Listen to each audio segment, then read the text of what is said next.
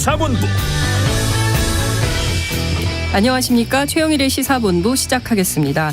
오늘 1부에서는 오늘 하루 꼭 알아야 할 소식을 한입에 정리해드리는 한입뉴스 준비되어 있습니다. 2부에서는요. 각설하고 시즌2가 기다리고 있는데요.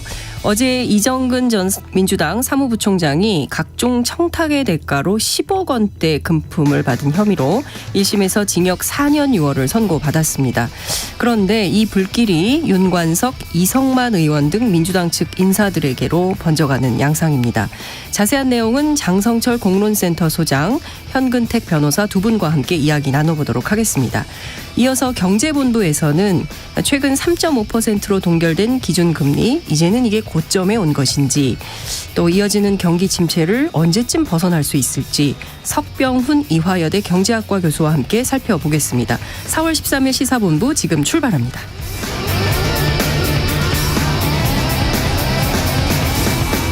네, 저는 건강상의 이유로 자리를 비운 최영일 평론가를 대신해서 진행을 맡고 있는 장윤선입니다. 1부 마지막에 듣는 노래 디저트송 신청도 기다리고 있습니다. 오늘 듣고 싶은 노래 있으시면 문자 샵 9730으로 자유롭게 보내주시기 바랍니다. 짧은 문자는 50원, 긴 문자는 100원입니다. 청취율 조사 기간을 맞이해서 청취자 여러분들께 드리는 간식 선물도 준비했습니다. 최근 황사 영향으로 전국에서 미세먼지 수치가 매우 나쁨 수준입니다. 다행히 내일부터는 비 예보가 있어서요. 먼지를 씻어줄지 기대가 되는데요. 청취자 여러분들께서는 모기나 호흡기 관리 어떻게 하고 계시는지, 또는 실내 공기 관리는 어떻게 하고 계시는지 문자로 남겨주시면 추첨을 통해서 치킨 쿠폰을 보내드리겠습니다. 많은 참여 부탁드립니다. KBS 1라디오의 모든 프로그램은 유튜브에서도 함께 하실 수 있으십니다. 실시간 방송도 보실 수 있고요. 정치, 경제, 사회, 문화 등 다양한 분야의 명품 콘텐츠도 마련돼 있으니까요. KBS 1라디오 채널 구독과 좋아요, 댓글 많이 부탁드립니다.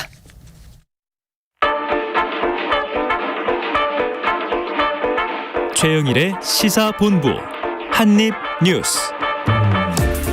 네, 오늘의 핵심 뉴스 한입에 정리해드립니다. 박정호 오마이뉴스 기자, 오늘은 이봉우 미디어 인권연구소 뭉클 연구원과 함께 한입뉴스 입을 열어보겠습니다. 두 분 어서 오십시오. 안녕하십니까. 네, 제가 시작하기 전에 댓글을 막 봤거든요. 이봉우 연구원 인기 엄청 많으시네요. 감사합니다. 예. 네, 황사가 심합니다. 제가 황사가 심한 날은 목이 상당히 안 좋아요. 비염 환자라서 괴롭습니다. 지금 상황이 어떤 겁니까? 사실 어제도 시야가 뿌열 정도로 맞습니다. 한국에서도 맞습니다. 지금 미세먼지 농도가 굉장히 심한 수준인데요. 오늘까지도 황사의 영향은 계속될 것으로 지금 예상됩니다. 황사 유입으로 어제 미세 농도가 올해 들어 최고 수준이라 그랬는데, 오늘도 전국의 미세먼지 농도 매우 나쁨으로 예상이 되고요. 이미 오전에 수도권과 충북은 매우 나쁨이 됐고, 다른 지역도 현재는 나쁨인데 매우 나쁨이 될 것으로 보인다 그래요. 황사 위기경보도 주의 단계가 계속 이어지고 있고요. 이게 어제 유입됐던 황사가 사실 기류상으로 서해상으로 나갔다가 이제 우리 상공은 좀 깨끗해져야 되는데, 네, 이게 기류에 따라서 다시 들어오기도 한답니다. 그렇죠. 그리고 심지어는 그냥 대기 중에 남아있는 황사들도 많고 그래가지고 일단 내일 낮부터는 아까 말씀하신 대로 일단 비 예보가 있고, 또 대기도 워낙이 확산할 것으로 보여서 좀 거칠 것으로 예상은 되는데, 이게 오늘 아침에 뉴스 보니까 오늘 중국 북부 지역에 또 대규모 황사가 발생해서요. 이게 우리나라에서 어제 최고 수준 미세먼지 농도가 271 마이크로그램 퍼 제곱미터입니다. 근데 중국 같은 경우 오늘 그 미세먼지 농도를 보면요. 500에서 700 마이크로그램이에요. 그러니까 이게 황사가 중국에서 워낙 심하다 보니까 오늘 발생한 중국의 황사, 내일 한국에 비가 온다 그래도 또 15일까지 또 그 다음까지 좀 이어질 수도 있겠다라는 우려도 나오고 있습니다. 제가 북경에 지인들이 좀 있는데 매우 우울하다. 황사 때문에. 예. 근데 먼지의 수준이 정말 상상을 초월하거든요. 정말 심각할 때는 정말 앞이 안 보이고 하는데요. 최근에 좀 북경의 상황이 그런 것 같습니다. 엠폭스, 그러니까 원숭이 두창, 이 표현 뭐 바꿔서 쓰자고 얘기도 하긴 했는데, 어쨌든 이 엠폭스 확진자가 한 명이 더 발생했네요. 네, 그렇습니다. 지금 9명째 이제 발생을 한 거예요. 지난해 11월 세계보건기구가 이 엠폭스로 이름을 이제 바꿔서 원숭이 두창 대신 엠폭스로 부르고 있는데, 지금 특히 이제 9명째 이제 발생을 하면서 이게 왜 심각하냐면, 이번에 이 진단을 받은 A 씨가 네. 증상 발생 전 3주 이내 해외 여행력이 없고 또 국내에서 밀접 접촉을 한 사실이 확인됐습니다. 뭐 지금 역학 조사를 진행 중이긴 한데 네. 이 지난 7일부터 10일까지 지금까지 모두 4명의 환자가 추가로 발생한 거거든요. 네. 그러니까 누적이 9명이지만 최근 들어서 환자가 늘어나고 있고 이 4명 모두 해외 여행력이 이제 최장 3주 이내 없어가지고 네. 국내 전파 사례로 추정이 됩니다. 그리고 이제 지난 7일 확진된 6번째 확진자 경우에는 이 감염원으로 추정되는 인물이 익명이에요. 그러니까 누군지 몰라요. 그러니까 익명으로 만난 탓에 인적 사항을 확인하기가 좀 어려운 상황입니다. 그래서 질병청이 이름이나 연락처를 알 수가 없어서 인터넷 아이디 등으로 감염원을 지금 찾고 있는 그런 상황이기 때문에 지금 여러모로 좀 관심을 가지고 있어야 되기 때문에 지금 어떻게 보면은 당국도 좀 긴장을 좀 하고 있다 이렇게 보시면 되겠습니다. 위기경보 수준을 관심에서 주의 단계로 격상시킨 상황이죠. 그렇습니다. 어제 질병관리청이 어제 오후에 위기평가회의를 열고요. 엠폭스 위기경보 단계로 관심에서 주의로 격상했습니다. 사실 4단계가 있고 관심은 제일 낮은 단계인데 어제 이제 주의 한 단계 올려서 조금 더 대응을 높이려는 준비를 하고 있는 것이죠. 지영미 질병청장 이번 단계 조정은 미확인된 감염자를 통한 지역사회 내 전파를 억제하기 위한 선제적 조치에 따른 것이다 라고 밝혔습니다. 밀접 접촉을 통해서 전파되는 특성을 이 엠폭스 가지고 있기 때문에 인구 집단에서 대규모 전파될 가능성은 낮기는 하지만 되도록이면은 모르는 사람 또는 증상이 있는 것으로 보이는 사람들의 밀접 접촉에 각별히 주의해 줄 것을 당부하고 있는데 이제 한국에서는 9명 그런데 아시아 지역에서 최근에 굉장히 환자 숫자가 늘고는 있습니다. 일본 같은 경우에 4월 11일까지 보고된 확진자 98명 역시 대부분은 국내에서 지금 감염된 것으로 보이고 있고 다른 나라도 확산이 되고 있거든요. 이게 지금 우리나라에 일단 백신이 5천 명분이 이미 도입이 돼 있고 이게 치명률 0.13% 중증도 1% 미만이고 또 대부분은 자연 회복된다 그래서 그렇게 위협적이진 않다고 하더라도 일단은 아시아 지역에서 퍼지고 있기 때문에 조심을 해야겠고요. 예방하는 방법은 이게 코로나하고 또 그게 크게 다르지 않다고 보시면 되겠습니다. 뭐 수포라든가 고열이 있는 분과는 되도록이면 접촉을 하지 않는 것이 좋고 손 씻기 등 감염 예방 수치 일상적으로 할 수 있는 것들을 하면은 충분히 예방할 수 있다고 합니다. 네. 깨끗이 손 씻고 어찌됐든 전염병 무서워요. 그러니까 정말 첫째도 둘째도 셋째도 먼저 본인 스스로 이렇게 깨끗하게 자기 관리하는 거 정말 필요할 것 같습니다. 지난 7일이었던 것 같은데요. 북한이 일방적으로 남북 통신선을 차단한 다음에 6일 만에 탄도미사일 발사를 했군요. 네. 올해 들어 9번째 탄도 미사일이에요. 네. 뭐 북한이 4월까지 준비를 마치겠다고 공언했던 이 군사 정찰 위성을 쐈거나 이걸 위한 최종 시험에 나설 수 있는 게 아니냐 이런 관측도 나왔었는데 하지만 이게 이제 정찰 위성을 쏜 건 아니다라는 얘기가 나오고 있는 게 원래는 위성 발사 주장하는 경우에는 동창리에서 발사를 해왔는데 이게 평양 쪽에서 발사됐다 이렇게 얘기를 좀 하고 있거든요. 그래서 결국에는 탄도미사일 그중에 ICBM을 시험한 게 아니냐 대륙간 탄도미사일 가능성이 크다라는 얘기가 지금 군 당국으로부터 지금 나오고 있는 상황입니다. 특히 이게 이제 고체 연료로 시험했을 가능성 여기까지 배제하지 않고 있거든요. 그러니까 고체 연료 뭐 지난 2월에 열병식에서 우리가 봤던 그런 모양대로 갔다면 아시겠지만 고체 연료는 더 이동하기가 편하기 때문에 더 어디서 쏠지 알 수가 없는 상황. 어디서 쏠지 언제 쏠지 그렇습니다. 아무도 모릅니다. 언제든 가능한 일이죠. 액체 연료랑 예. 다르기 때문에요. 그렇습니다. 액체 연료는 준비하는 기간이 있어서 우리가 파악할 수가 있는데 고체 연료는 어렵습니다. 이게 이제 본격적으로 시험이 되고 발사까지 되는 게 아니냐 이런 우려가 좀 나오고 있는 상황이고 결국에는 이 북한 같은 경우가 뭐 계속해서 지난달 28일 전술 핵탄두 뭐 이번 달 8일에는 수중 핵 무인 공격정 해일 2형 뭐 이런 걸 계속해서 시험하고 있는 거 보도하고 있는 상황이기 때문에 네. 무기를 발전시키고 있는 그런 속도가 더 빨라지는 게 아니냐 이런 우려도 좀 나오고 있는 상황입니다. 네. 그 일본 정부가요. 홋카이도 주변에 낙하할 것이다. 북한의 미사일이 이런 예상을 했다 하면서 경보를 발령했다가 다시 또 낙하 가능성이 사라졌다. 이런 입장을 밝혔다고요? 그렇습니다. 이게 발사가 7시 23분 정도에 지금 된 것으로 일단 파악이 되는데 네.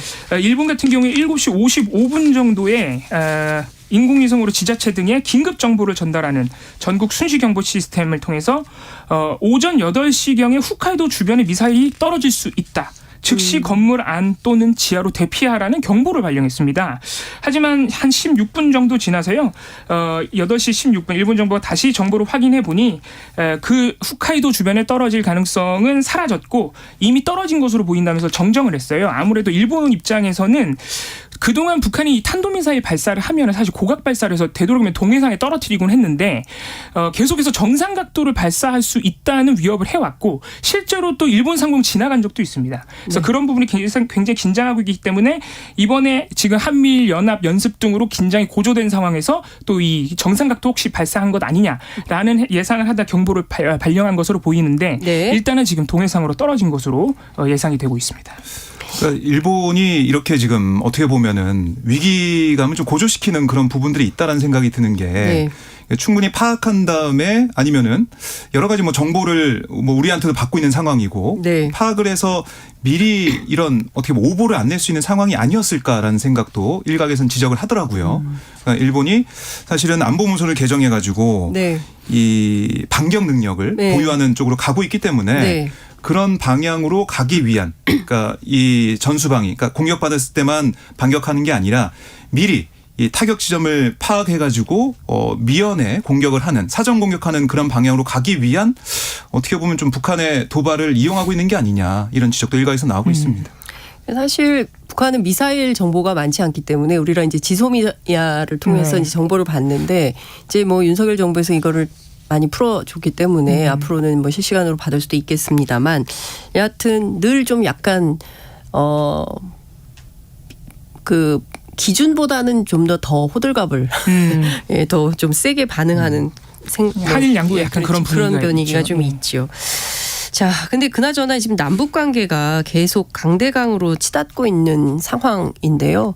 이 좀 이래서는 안 될 것 같은데 대화의 물꼬가 좀 터져야 될 것 같다는 생각이 좀 드는데 우리 당국도 그렇고 북한도 그렇고 극한의 대치를 계속하는 것 같습니다.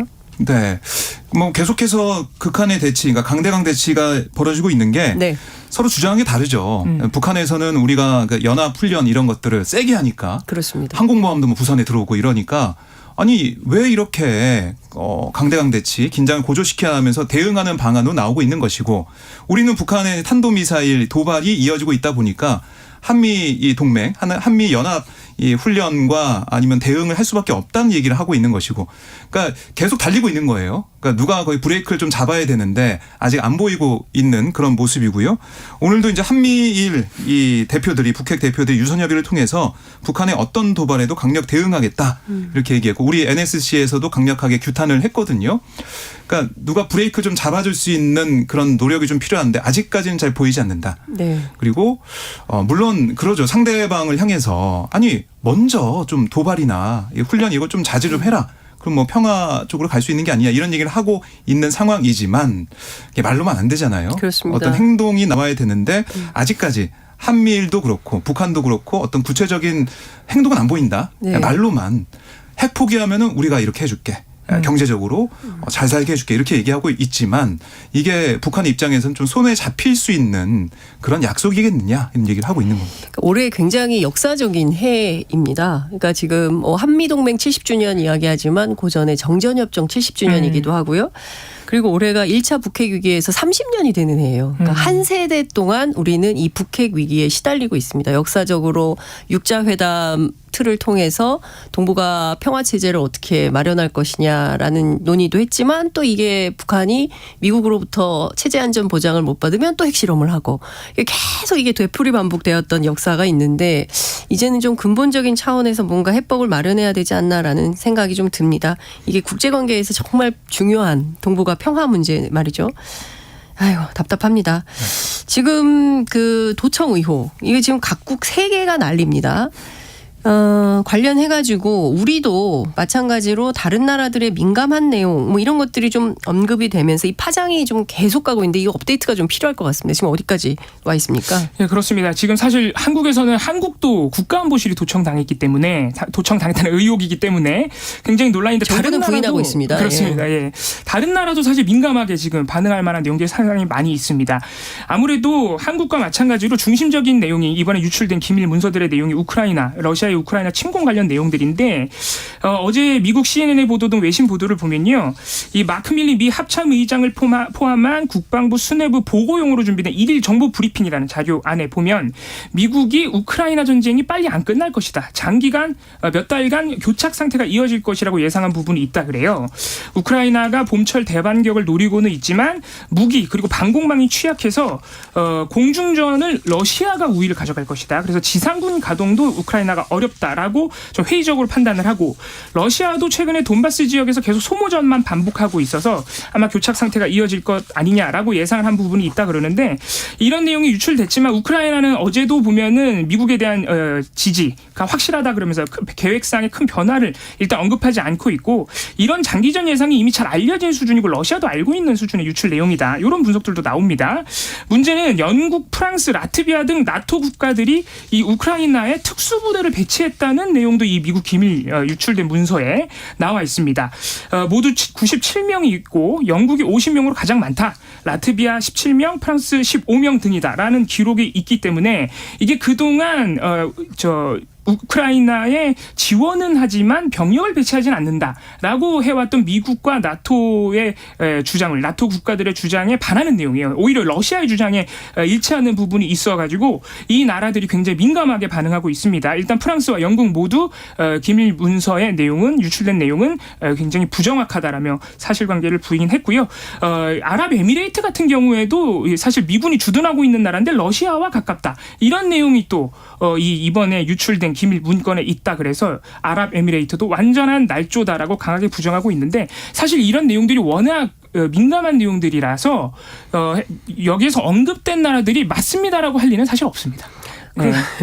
맞습니다라고 할 리가 없기 때문에 진짜 보통 심각한 문제가 아니고요. 그러니까 미국이 주도하는 세계 질서 가운데 그동안 미국이 중국에 대해서 엄청나게 비판을 많이 했었잖아요. 화웨이 그 문제도 있었고. 근데 지금 보면은 미국이 실제로는 그 동맹 국가에 대해서 분명히 안 한다고 했었는데도 여전히 계속 하고 그렇습니다. 있었고 그 내용이 상세히 나오고 무엇보다 지금 러시아하고 우크라이나 전황 과 관련해서 너무나 구체적인 내용들이 나오고 있기 때문에 이거 어떻게 이 파장이 어디까지 갈지 특히 이제 곧 끝날 거야 라고 국제사회가 모두 기대했던 이 러시아 우크라이나 전쟁이 언제 끝날지 알 수 없는 국면으로 지금 접어들고 있다. 이 도청 사태가. 그러니까 우리는 너무 이게 국내 정치용 정쟁으로만 막 가두고 있는데 실제로는 국제정치 전반을 보면 이거 굉장히 심각한 문제다. 다각도로 좀 우리 언론이 분석을 좀 해주셔야 된다라는 그렇습니다. 생각이 좀 듭니다. 이게 사실 여부보다는 미국에서도 분위기를 보면요.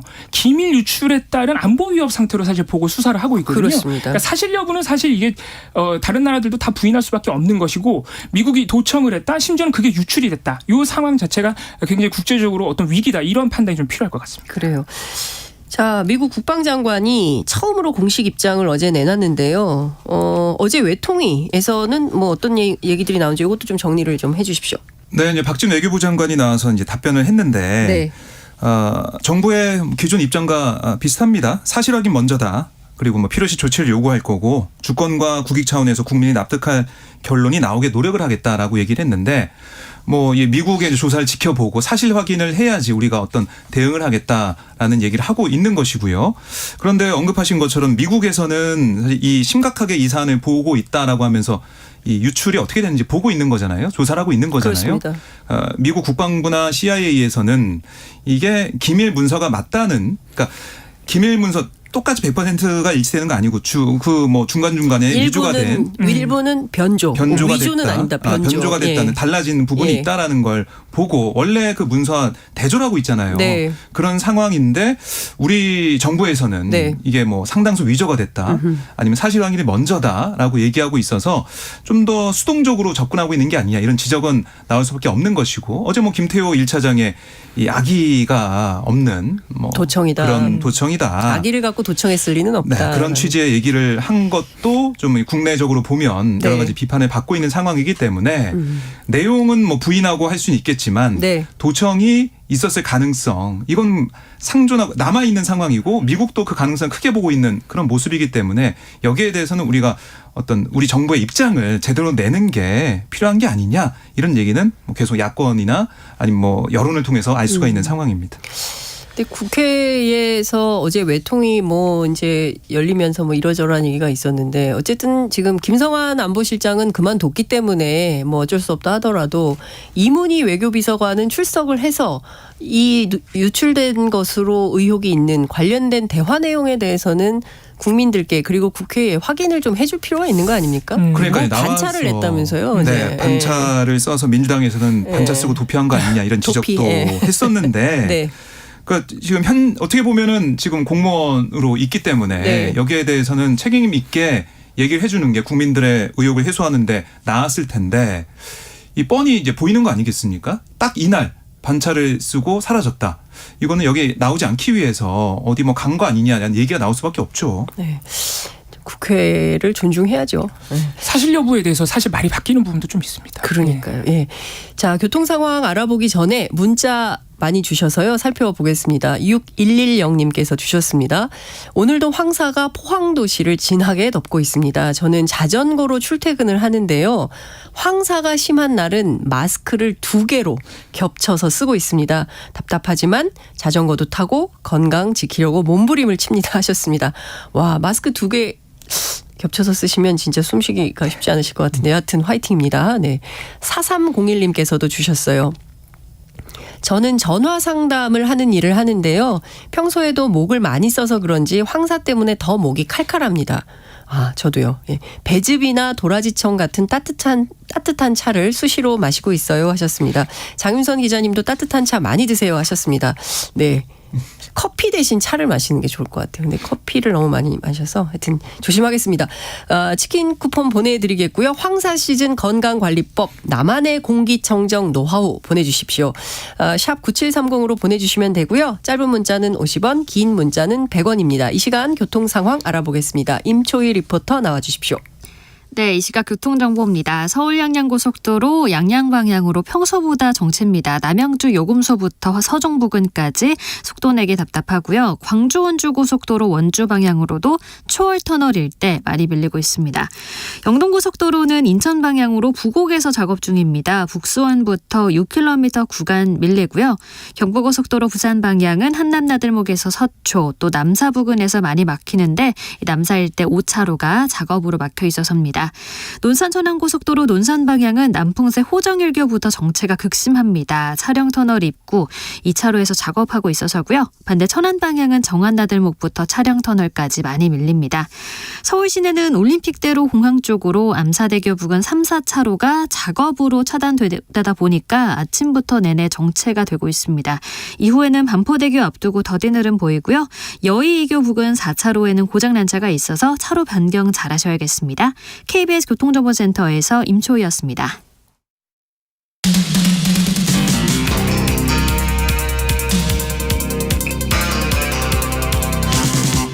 최영일의 시사본부. 네, 한입뉴스 박정호 기자 이봉우 연구원과 함께 이어가겠습니다. 어제 검찰이요. 2021년 민주당 당대표 선거 과정에서 불법 정치 자금이 오간 정황을 잡고 강제 수사에 나섰다. 이런 소식을 전해드렸는데요. 이 파장 계속 커지고 있죠. 네, 이제 어제는 윤관석 의원의 사무실 집에 대한 압수수색 상황 말씀드렸었는데 네. 검찰이 민주당 같은 당의 이성만 의원의 지역구 사무실 또 집 여기다 압수수색했다라고 상황이 전해지고 있습니다. 그러니까 2021년 당시 전당대회 결과 그때 이제 송영길 의원이 당대표 선출이 됐었죠. 네. 윤관석 의원이 송 후보 캠프에서 선거운동을 도왔고 송 의원이 대표가 된 이후에 사무총장을 맡았었습니다. 또 이성만 의원도 송영길 의원과 같은 인천 지역구 출신이에요. 네. 당시 지역위원장 등을 관리하는 역할을 수행한 걸로 전해지고 있는 상황인데 이 돈봉투 어제 보도 같은 경우는 이 녹취까지 등장을 했어요. 그래서 이 봉투 뭐 10개 준비됐다 이런 내용도 들어가 있고 이정근 전 사무부총장 이 목소리 포함해서 윤관석 의원의 목소리도 나오는 그런 보도가 있어서 의혹이 좀 커지는 게 아니냐 이런 얘기가 좀 나오고 있고 그래서 검찰의 얘기는 뭐냐면 영장, 그러니까 압수수색 영장 이걸 좀 보면 이게 이 대전 동구의 민주당 후보로 수차례 출마했다가 낙선했던 강래구 한국감사협회 회장이 이정근 전 부총장을 통해서 윤관석 의원 측에 불법 자금 9천만 원을 건넨 걸로 검찰은 의심하고 있는 거고 이렇게 마련된 돈 국회의원들에게 300만 원짜리 돈 봉투로 총 6천만 원 또 대의원들에게는 50만 원짜리 봉투로 3천만 원 전달됐다라고 보고 있는 거예요. 이 봉투를 받은 의원이 10명이다라는 게 검찰에 지금 파악하고 있는 수사 내용인 것 같고요. 10명이요? 네, 10명의 의원들한테 전달됐다 이렇게 보고 있습니다. 그래서 이 뭐 윤 의원이 이렇게 돈을 줘서 뭐 수도권과 호남 지역 현역 의원들이 그 10명일 것이다라는 보도도 지금 나오고 있는 상황인데 이게 이제 녹취 파일까지 보도되고 있는 상황이라서 지금 당에서도 뭐 진상조사, 당 차원의 진상조사가 필요한 게 아니냐 이런 얘기도 좀 나오고 있는 상황입니다. 그 윤관석, 이성만 두 의원은 지금 이게 정치 탄압이다라고 반발을 하고 있다고 하는데요. 국민의힘에서는 성역 없는 수사를 촉구했죠. 그렇습니다. 윤관석 의원 오늘 오전에 입장문을 내고 지금 음성 녹취록까지 보도가 된 상황인데 전혀 사실이 아니라고 부인을 했고요. 다른 상황에서 다른 취지로 한 발언을 상황과 관계없이 돈봉투 전달한 것처럼 단정하고 왜곡하고 있다. 야당 탄압에 맞서 끝까지 단호히 싸워나가겠다. 이성만 의원도 비슷한 입장을 밝혔습니다. 특히 민주당에서는 이 최근에 나오는 보도들과 이 검찰의 압수수색이 그 지금 구속 기소돼서 판결 1심까지 나온 이정근 사무부총장의 전화 통화 녹음에서 지금 나온 것들인데 그 포렌식을 굉장히 이미 오래전에 했다 그래요. 그런데 이거를 뒤늦게 이렇게 하나하나 꺼내는 것은 야당을 향한 검찰의 압박 아니냐라고 민주당 강하게 의심을 하고 있고요. 반면에 국민의힘 김기현 대표 이렇게 얘기했습니다. 민주당의 이정근 게이트가 열리고 있다. 노웅래 의원부터 노영민 비서실장, 윤관석, 이성만 의원에 이르기까지 이정근 사무부총장 녹음 파일에서 민주당의 부패가 고구마 줄기처럼 줄줄이 드러나고 있다면서 검찰에 강력한 수사를 요청했습니다. 예, 이 사건 일파만파 커질 전망이 우세한 것 같더라고요. 여의도 정치권 취재를 해보면. 그리고 사실 이건 노웅래 의원 사건 때부터 이렇게 커질 거다라고 얘기가 예측이 됐었던 사안이기 때문에 좀 지켜보도록 하고요. 국민의힘이 전광훈 목사 관련해서 그동안 쓴소리를 해왔던 홍준표 대구시장 상임고문에서 해촉을 했네요. 네, 상임고문 해촉 저는 아마 글쎄요. 제가 볼 땐 처음 이제 보는 그런 상황 같은데 오늘 국민의힘 비공개 최고위원 회의에서 이 해촉 결정이 내려졌습니다. 그러니까 오늘 최고위 공개 발언을 보면 김기현 대표가 뭐라고 했었냐면 최근 우리 당 지도부를 두고 당 안팎에서 벌이는 일부 인사들의 과도한 설전이 도를 넘고 있다. 그러니까 특정 목회자가 국민의힘에 영향력을 행사하고 당 지도부가 눈치를 본다는 게 말이나 될 법한 일이냐라고 얘기를 했습니다. 그러니까 이런 어떻게 보면은 계속해서 나오는 이런 상황 때문에 네. 이게 당 내외에서 이게 증폭되고 있는 상황이 유감스럽다라고 얘기를 했거든요. 특정하지 않았습니다. 하지만 뭐 지금 저희가 아시다시피 정광훈 목사 거기다 홍준표 대구시장이 설전 벌이는 그런 모습들 이런 것들을 김기현 대표가 지적을 하면서 경고를 한 거고요. 그다음에 이 비공개 최고위원회 결과를 따라서 상임고문 위촉이 됐었던 홍준표 시장이 해촉이 된 상황이다. 이렇게 보시면 되겠습니다. 사실은 지난해 10월에 정진석 비대위 체제에서 홍준표 고문이 상임고문 위촉이 됐었어요. 당시 당 분위기에 떠올려 보면 체제 정비를 하겠다라는 게 이 당의 설명이었습니다. 국민의 설명이었습니다. 이렇게 그때는 설명했었죠. 홍준표 시장은 5선 의원이고 당대표를 2번 역임해서 현재 당의 조속한 안정화와 윤석열 정부의 성공을 뒷받침한 역할을 할 거다라고 설명을 하면서 이렇게 위촉을 했었는데 이번에는 해촉을 한 겁니다. 이 홍 시장님 가만 계실 분이 아닌데 즉각 반발하셨을 것 같은데요. 그렇습니다. SNS 네. 통해서 강하게 반발했습니다. 그래요? 방금 박정우 기자께서 상임고문의 촉은 좀 처음 보는 것 같다 말씀하셨는데 홍준표 시장도 같은 얘기했습니다. 입당 30여 년 만에 상임고문 면직은 처음 들어본다 라면서 김기현 대표를 강하게 비판했고요. 지금 엉뚱한 데 화풀이를 하고 있다. 네. 잘못되어가는 당을 방치하고 그냥 가만히 두고만 있겠느냐. 비판하는 당내 인사가 한두 명이 아닌데 그럼 그들을 모두 징계하는 건 어떠냐라고 반문하기도 했고요. 또 문제 당사자는 징계를 안 하고 나를 징계한다. 그럼 이참에 욕설 목사를 상임고문으로 위촉하라는 굉장히 수위 높은 비판까지 네. 더했습니다. 엄청 화가 나셨네요. 이게 파장이 이렇게 이 상임고문 해촉으로 마무리가 될 것 같지가 않아요. 뭐 홍준표 대구시장 계속해서 SNS를 통해서 계속해서 입장을 밝힐 걸로 보이고 그다음에 이준석 전 대표 당원권 정지 그런 윤리의 결정 이후부터 계속 나오고 있는 것이 결국에는 이 당 주류와 좀 다른 목소리를 내면은 윤리를 통해서 어떤 징계를 내리든 아니면 뭐 지도부 차원에서 어떤 이렇게 해촉 같은 징계를 내리든 주류와 좀 다른 목소리를 내면은 뭔가 비판을 받고 어떤 조치를 당하는 그런 상황이 반복되는 게 아니냐 이런 지적도 나오고 있습니다. 네. 지금 뭐 민주당, 국민의힘 공이, 양당 공이 뭐 굉장히 이슈가 많은데요. 관련해서는 이따 2부에 각설하고 시즌2에서 조금 더 살펴보도록 하겠습니다. 12구 참사 관련해서 좀 여쭤볼게요. 국회가 12구 참사 국정조사 마무리를 하고 또 유족은 지금 별도의 진상조사 기구 설치를 요청을 하고 있는데요.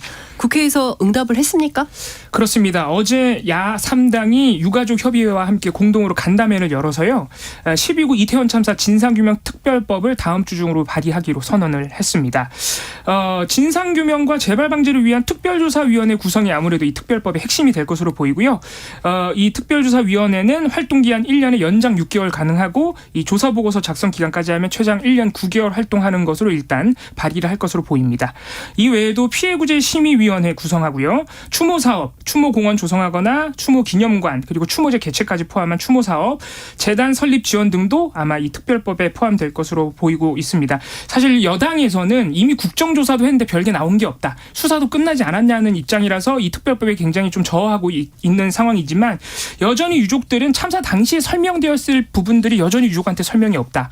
예를 들어서 이 옷이 벗겨진 채로 유족이 인계됐던 시신이라든가 마약 부검을 분명히 경검이 시도했었는데 그 부분에 대해서도 구체적인 설명이 없고 참사 당일에 이 사망자와 부상자가 제대로 구분된 것이 맞느냐 이런 의문점들을 여전히 유족들이 가지고 있기 때문에 아무래도 다음 주 특별법 발의되면 논의로 넘어가지 않을까 예상이 됩니다.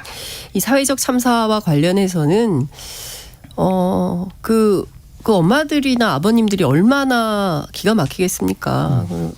아이들이 그 축제에 놀러 갔다가 이런 참변을 당했는데 어떻게 이런 일이 벌어졌는지 조차도 알지 못한다면 이것은 국가가 있다. 국가가 존재한다라고 말하기도 좀 면구스러운 일이 아닌가 싶습니다.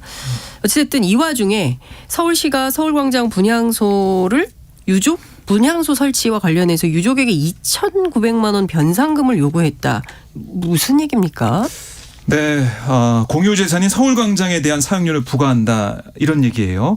올해 2월 4일부터 이번 달 6일까지 이 서울광장 합동분향소 이 공간에 대한 사용료 내라 이런 건데요. 정확히는 2,899만 2,760원을 부과하는 통지서를 보냈습니다. 그리고 이제 미납할 때는 납부 의무자의 재산 압류도 가능하다. 이렇게 압박을 하고 있는 그런 상황인데요. 유족과 시민대책위는 반발하고 있습니다. 네. 서울시는 누구에게나 열려있는 광장인데 애도와 기억을 위한 분향소 설치와 운영을 불허할 합리적인 이유도 내놓지 않은 채 사용 신청을 거부했고 또 이게 뭐 절차적으로 내용적으로 위법하기 때문에 위법한 행정에 근거한 서울시의 변상금 역시 부당하다 이런 논리로 반박을 하고 있습니다. 예, 뭐 시민들께서 잘 판단하실 거라고 생각합니다. 오늘 한입뉴스는 여기서 마무리를 해야 될 것 같습니다. 박정호 오마이뉴스 기자, 이봉우 미디어 인권연구소 뭉클 연구원과 한입뉴스 함께했습니다. 두 분 감사합니다. 고맙습니다. 네, 문자 많이들 주셨습니다. 8179님께서 주셨는데요.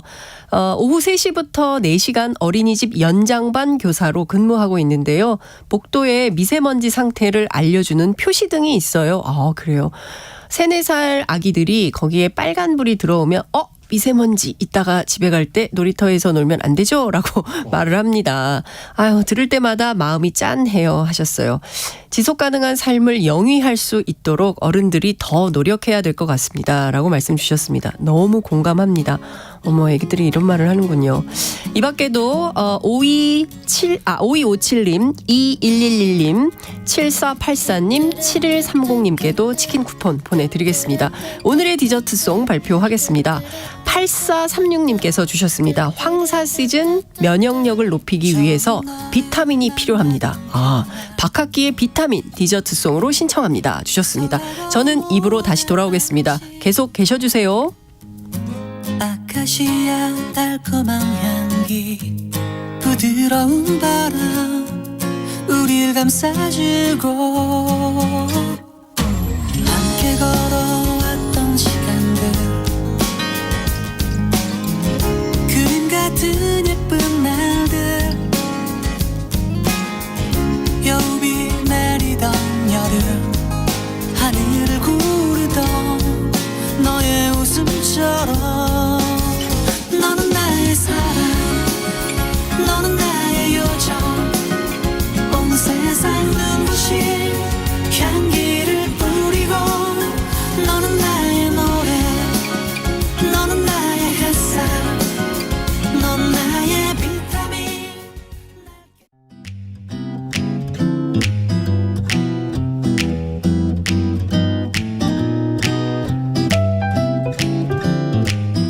안녕하세요.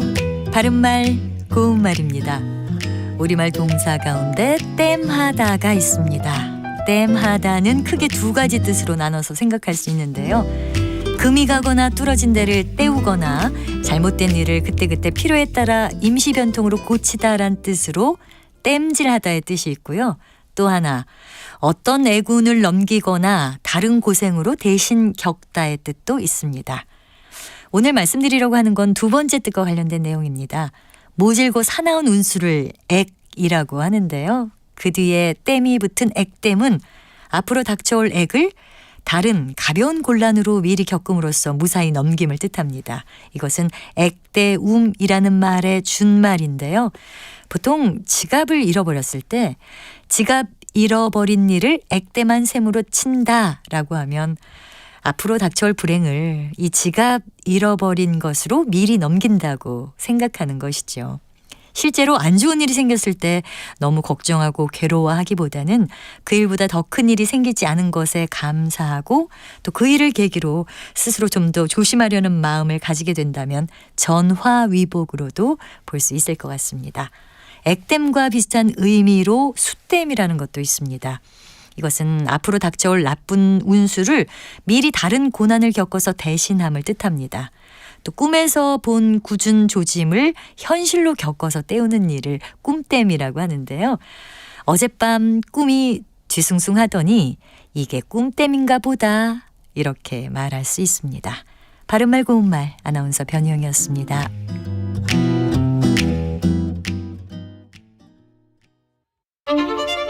토론은 치열해도 판단은 냉정하게. 복잡한 세상을 바꾸는 첫걸음은 의외로 단순할지도 모릅니다. 평일 저녁 7시 20분 당신을 바꾸는 질문.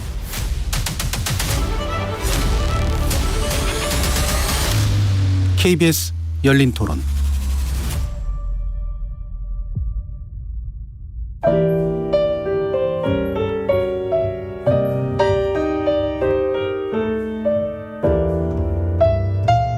내일의 품격, 김성환의 시사야에서 챙겨가세요. 하루를 마무리하는 시간 꺼내보는 당신의 지식 창고. KBS 1라디오 김성환의 시사야. 평일 밤 10시 5분 여러분을 찾아갑니다.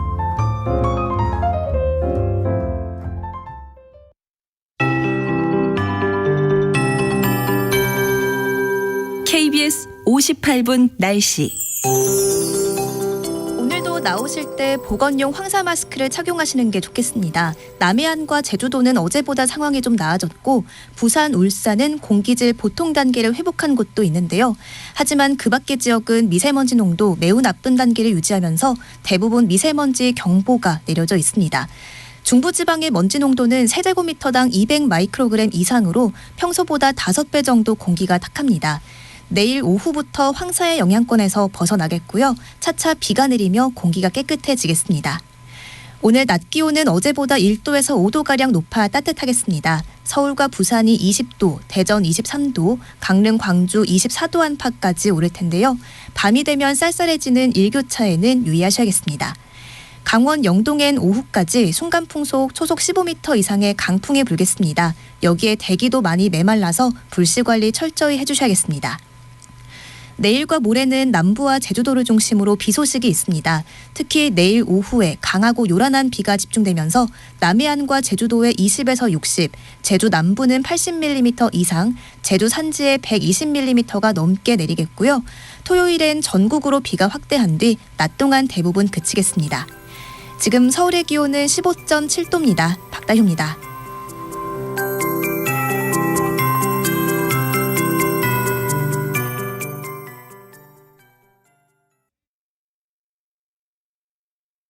정성을 다하는 국민의 방송 KBS가 한시를 알려드립니다. AM 711kHz, FM 97.3MHz, KBS 1라디오입니다. HLKA.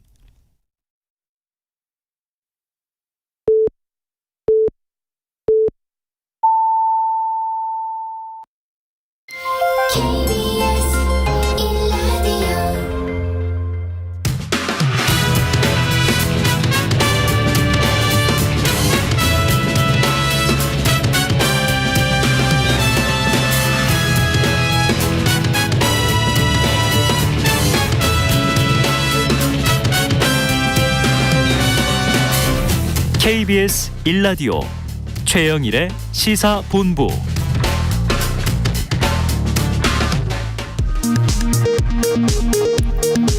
이 시각 라디오 정보센터 뉴스입니다. 북한이 오늘 오전 동해상으로 중거리급 이상 탄도미사일 한 발을 발사했습니다. 합동참모본부는 북한이 새로운 방식의 탄도미사일을 시험 발사한 것으로 분석했습니다. 국민의힘이 오늘 비공개 최고위원회의를 열고 홍준표 대구시장을 당 상임고문에서 해촉했습니다. 홍준표 시장은 이에 대해 엉뚱한 데 화풀이를 한다면서 이참에 욕설복사를 상임고문으로 위촉하라며 반발했습니다. 더불어민주당이 용산 대통령실 이전 1년을 맞아 이전 문제는 현재 진행형이라며 이전에 따른 문제점을 묻고 진상규명에 나서겠다고 거듭 밝혔습니다. 경찰의 물대포 시위 진압으로 사망한 고 백남기 씨 사건으로 기소된 구은수 전 서울경찰청장에 대해 대법원에서 벌금 1,000만 원형이 확정됐습니다. 지금까지 라디오 정보센터 뉴스 정한나였습니다.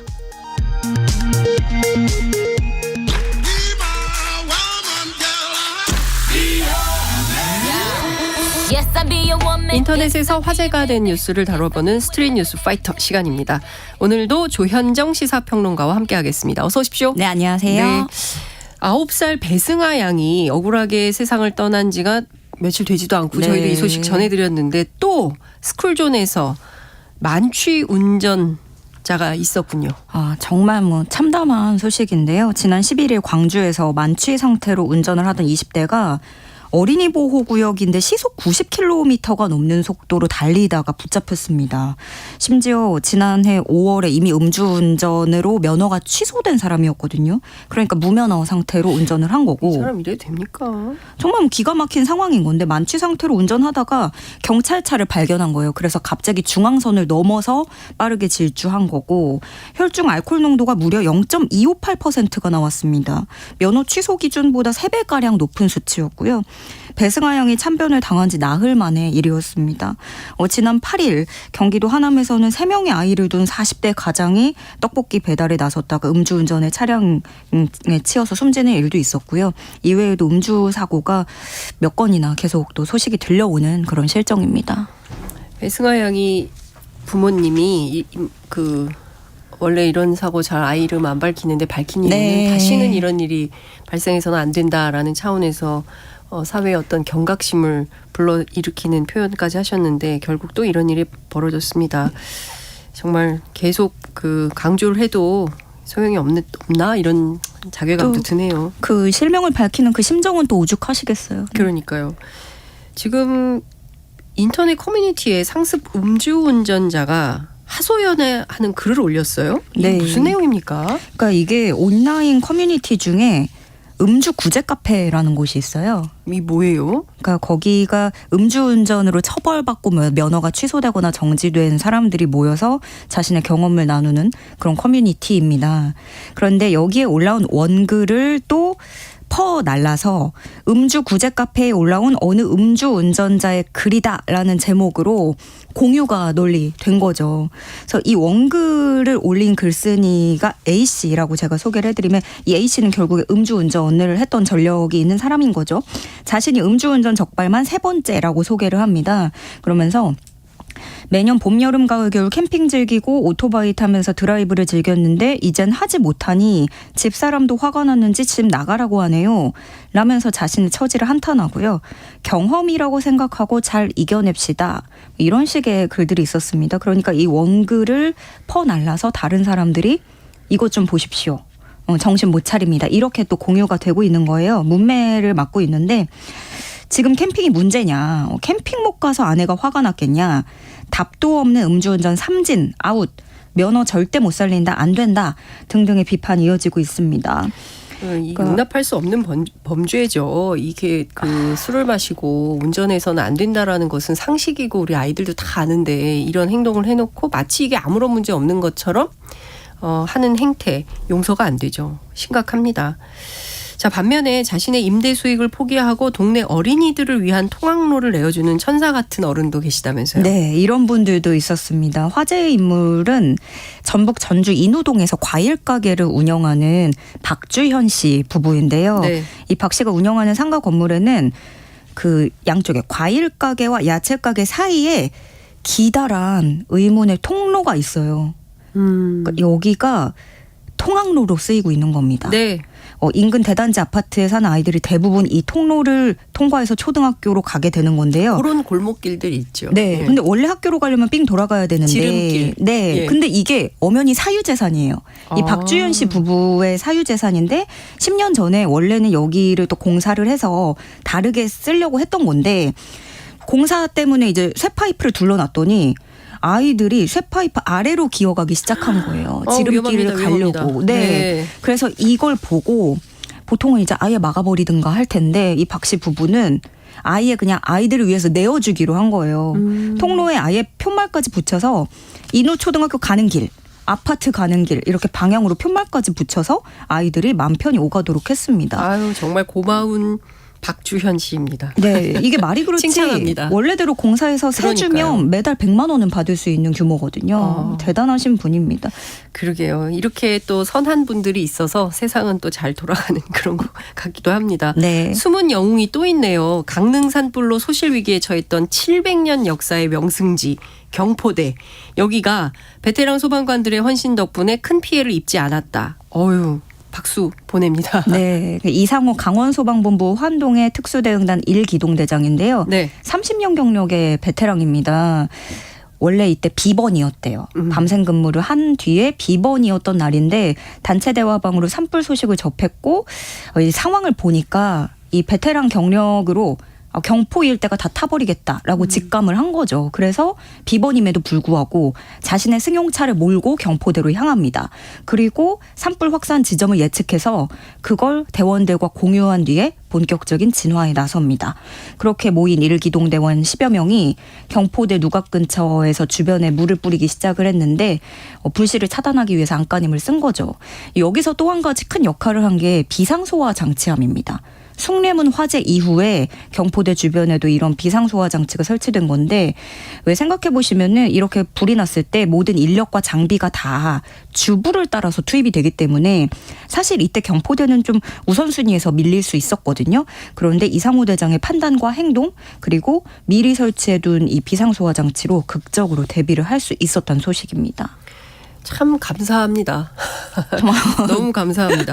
그러니까요. 저는 제가 항상 강조하는 게 직업윤리거든요. 네. 그러니까 본인이 어떤 이태원 때도 12구 참사 때도 보면 이렇게 적극적으로 나섰던 분들이 간호사들이고 그랬었잖아요. 네. 그러니까 본인이 갖고 있는 직업을 어떤 위기 상황에서 이게 꼭 뭐 돈이 문제가 아니라 그렇죠. 네. 그러니까 어떤 차원 사회에 복무한다는 차원에서 이런 일을 한다는 것은 너무 어떻게 보면 당연하기도 한데 어떻게 보면 그냥 일반인의 시각에서 볼 땐 참 감사하고 고마운 네. 일이다라는 생각이 좀 듭니다. 서울의 주요 대학가 원룸의 평균 월세가 지난 1년 사이에 자그마치 15% 이상 올랐다. 아이고, 이 자취생들 부담도 커지고 이 부모님들 이거 어떻게 해야 됩니까? 이거 큰일 났네요. 예.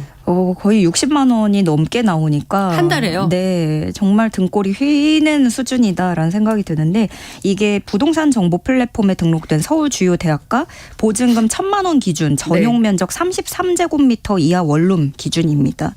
평균 월세가 지난달 59만 6천 원으로 나왔는데 지난해 3월에 51만 7천 원이었던 것보다 15.1% 오른 겁니다. 근데 이것도 평균이라서 네. 보통 더 비싼 데는 훨씬 비싸요. 가장 비싼 곳이 이화여대 쪽이었는데 월세가 83만 5천 원입니다.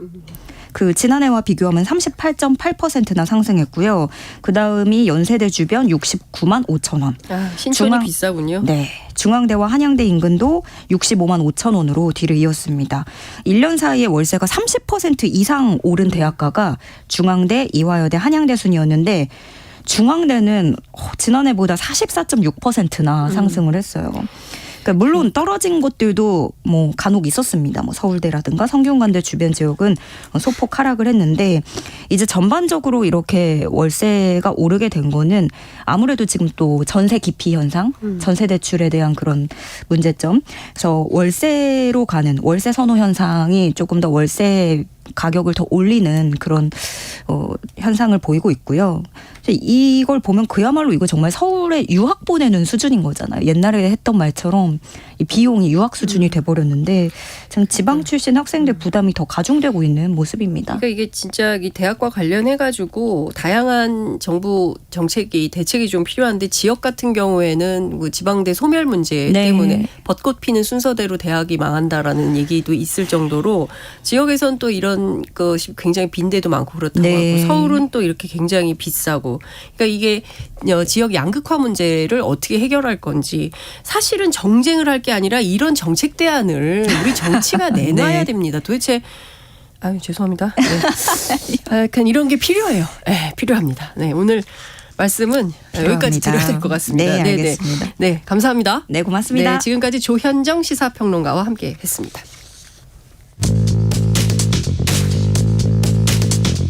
최영일의 시사본부는 여러분과 함께합니다.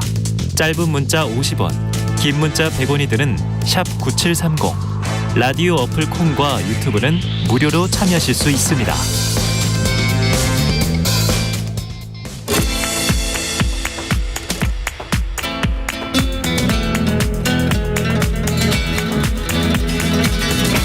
정치권의 허심탄회한 속내를 들어보는 시간 각설하고 시즌2 오늘도 장성철 공론센터 소장 현근택 변호사와 함께하겠습니다. 두 분 어서 오십시오. 네, 안녕하세요. 네, 미세먼지 때문에 뭐 코가 불편하거나 호흡기 증상 이런 거 없으세요? 네, 없습니다. 그런 거 없어요. 어떻게 마스크 쓰고 다녀요. 저도 마스크는 씁니다. 제가 중국 이런 얘기하면 안 되는구나. 네, 죄송합니다. 하여튼 그 미세먼지 때문에 다들 좀 힘든 것 같아요. 이제 따뜻한 차 많이 마시고 물 많이 드시고 하시면 좋을 것 같습니다. 자, 오늘 두 분이 꼽은 키워드가 민주당 돈봉투 의혹 수사, 이정근 게이트, 하나는 미국의 국가안보실 도청 의혹 파문 뭐 이렇습니다. 뭐 누가 무엇을 꼽았는지 안 봐도 비디오일 것 같은 이런 상황인데요. 어쨌든 민주당 돈봉투 이거는 100% 장 소장님이죠? 네. 네. 장 소장님 오랜만에 좀 얼굴에 화기가 생생 도는 것 같아요. 그전에 맨날 할 때마다 만날 그랬더니 그러니까 민주당 비판할 거 나오면 기분 좋아요. 네. 얼굴에 화색이 확 돌고 있어요. 제가 보수파 패널이지만 민주당을 뭐 그렇다고 제가 억지로 까고 그러지는 않잖아요. 알겠습니다. 아유, 대선 때 보니까 잠깐만 좀 이따가 하시고요. 얼마나 까는지. 이정근 전 사무부총장의 뇌물 수사를 수사하던 검찰이 2021년 민주당 전당대회 과정에서 돈봉투가 오갔다 이런 정황을 포착하고 어제 윤관석, 이성만 두 의원을 압수수색을 했는데요. 어제 JTBC가 주요 인물들의 통화 녹취 음성을 공개를 했습니다. 그 얘기 조금 듣고 계속 이어가도록 하겠습니다. 네, 먼저 당시 송영길 캠프에서 핵심 역할을 했던 이정근 전 사무부총장 그리고 함께 활동했던 강래구 한국수자원공사 감사위원회 두 차례 통화 내용입니다. 관석이 형이 마지막으로 의원들을 좀 줘야 되는 거 아니냐 나한테 그렇게 얘기하더라고. 고민을 하고 있고요. 뭐 필요하다면 뭐 돈이 최고 쉬운 건데 뭐. 윤관석은 오늘 만나서 그거 줬고 봉투 10개로 만들었더만. 자, 이어지는 건요. 윤관석 의원과 이정근 전 부총장의 통화 내용입니다. 5명이 빠졌더라고. 오늘 안 나와갖고. 아니 모자라 오빠 채워야지 무조건. 그래서 하는 김에 다 해야지. 우리 오빠였어요? 자, 이거는 제가 보기에는 이정근 사무부총장의 휴대폰에서 나온 거 아닌가라는 생각이 좀 드는데 자, 우선 두 분 어떻게 들으셨습니까? 현 변호사님 좀 매우 곤란한 표정이에요. 장 소장님부터 아니 하십시오. 저도 뭐 특별하게 할 얘기는 없는데 어쨌든 민주당이 이렇게 녹취록까지 나오고 어제 이정근 사무부총장이 4년 6개월 선고를 받았잖아요. 그러니까 정치자금법 위반 1년 6개월, 알선수재 3년 이렇게 받았단 말이에요. 이런 상황에서 이정근 사무부총장 휴대폰에서 나온 이러한 증거와 관련해서 윤관석 의원이라든지 아니면 민주당에서 사실이 아니야. 그리고 이것은 정치 탄압이야. 이런 식으로 접근하는 것은 좀 옳지 못한 것 같아요. 일단은 사실관계를 민주당 차원에서 먼저 선제적으로 좀 조사해서 조치할 건 조치하는 게 좋지 않을까라는 좀 생각이 들고 자칫 잘못하면 이렇게 명백한 녹취록까지 나온 이런 상황에서 이것을 좀 옹호하거나 방어하려고 하면 국민들로부터 또 민주당 또 왜 저러나 잘못한 건 잘못했다고 하는 게 옳지 않나. 전 그렇게 느낄 수 있을 것 같아요. 그래서 내년 총선을 앞두고 이것을 부인하는 것이 총선 전략상 좋다라고 판단하면 그것은 대단한 착각이다라는 좀 생각이 들고요. 일단은 돈 문제는 이건 안 좋습니다. 어쨌든 2021년도에 있었던 송영길 대표가 뽑힌 전당대회에서 이런 일이 벌어졌다라는 지금 의혹이 있는 건데 결국에는 송영길 전 대표까지 좀 조사해야 될 문제가 아니냐라는 생각이 듭니다. 뭐 민주당 입장에서는 굉장히 큰 악재가 터진 거죠. 왜냐하면 최근 아시겠지만 이제 뭐 윤석열 대통령 국민의힘이 워낙 잘해 주셔가지고 민주당이 좀 이제 덕을 보고 있는데 이런 상황에서 갑자기 그동안은 이제 뭐 사법 리스크라는 게 이재명 대표와 관련된 걸로 어느 정도 이제 기소되고 정리되면서 끝난 거 아니냐 이제 이렇게 대체로 보고 있었는데 이게 사실은 이제 내재돼 있던 거긴 해요. 왜냐하면 이정근 전 사무총장이 핸드폰을 어디 딴 데 뒀었는데 그 핸드폰을 압수되면서 그게 작년 10월 정도에 찾아냈거든요. 검찰이. 휴대폰을요? 그렇죠. 휴대폰 찾았고 거기에 모든 통화들 녹음했다는데 뭐 파일이 3만 개가 된다 그러면 모든 웬만한 파일들이 다 있는 건데 그럼 어찌 보면 이게 지금 총선 1년밖에 안 남았는데 이걸 이제 검찰이 하나씩 이게 사실은 뭐 모든 통화를 녹음했으면 뭐 어디까지 갈지 모르잖아요. 근데 이분이 지금 어쨌든 재판도 받고 있고 수사도 받고 있는데 어디까지 갈지 모르고 먼저 지금 어제는 압수수색 2분 했습니다만 뭐 돈봉투 갖다는 게 10분이고 이러면 네. 확대될 가능성도 있는 거라서 결국은 민주당의 운명을 이제 검찰이 쥐고 있는 거 아니냐. 이제 그런 제가 보기엔 불안감이라든지 아니면 그런 위기감이 지금 당에 이정근 사건 초기 때부터 나온 얘기예요. 초기 때 나왔대. 그때도 뭐 10명이 20명이 이런 네, 얘기들이 뭐 있었죠. 근데 이제 그런 거죠. 이제 시점이나 타이밍이 검찰은 물론 뭐 파일이 뭐 3만 개가 되고 뭐 이러니까 뭐 이거 분석하는데 시간 걸린다는데 그 제가 보기에 한 몇 사람 하면은 하루면 다 들을 수 있고요. 3만 개를요? 하루면 어떻겠다 한 일주일이면 되죠. 근데 작년 10월 일인데 네. 그때도 뭐 얘기가 많았거든요. 그러니까요. 돈 얘기 있었는데 결국은 지금 약간 윤석열 정부가 지금 힘든 상황이잖아요. 총선 지지율도 안 좋고. 그러니까 이거 하나씩 이렇게 딱 꺼내는 거 아닌가 이런 생각을 지울 수가 없어요. 변호사님 이 통화 녹취록 내용은 어떻게 하면 이렇게 언론사에 넘어가고 그래요? 그거 안 물어봐도 비대 아니에요? 이거 누가 갖고 있어요? 갖고 있는 게 검찰이 갖고 있으니까 검찰이 뭐 어떻게 하겠죠. 검찰이 이렇게 줘도 돼요? 안 되죠. 원래 당연히 수사 검찰이 기밀이고 언론에? 이러니까. 주면 안 되죠. 안 되는데 왜 이렇게 나가죠? 네. 왜 이러세요? 다 아시면서. 다 아시면서. 왜 그러세요? 네. 어쨌든 지금 보면 검찰은 이런 것 같습니다. 송영길 당시 후보 당대표 당선시키려고 돈봉투를 뿌린 거 아니냐. 그리고 뭐 앞서 이제 우리도 얘기했지만 돈봉투가 10개에서 15개 정도로 추정이 된다는 것이고 송영길 전 대표 보좌관한테 네. 이전 부총장이 돈봉투가 전달됐다, 건넸다, 뭐 이런 취지의 문자 메시지도 보냈다 이런 보도도 나오고 네. 있습니다. 이 송영길 전 대표가 지금 프랑스가 있잖아요. 프랑스 계시죠. 네. 이거 어떻게 합니까? 그러니까 와서 제가 조사 먼저 받아야 말씀을 됩니까? 드리면 네. 이게 2021년도 4월 27일과 28일에 나눴던 문자인 거로 지금 나타나고 있어요.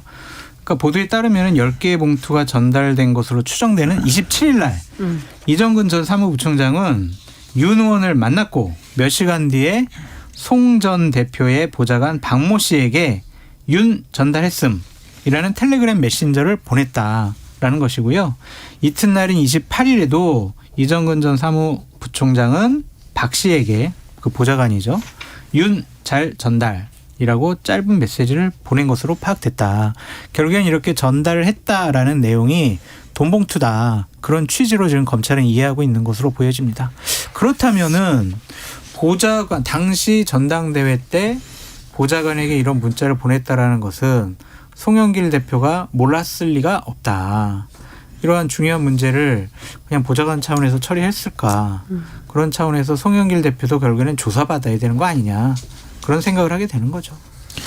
와야 되는 거 아닙니까? 그거는 뭐 일단은 뭐 수사 단계상 예를 네. 들어서 보좌관 수사하고 그다음에 뭐 소환한다 그러면 뭐 조사에는 응하면 될 것 같은데. 네.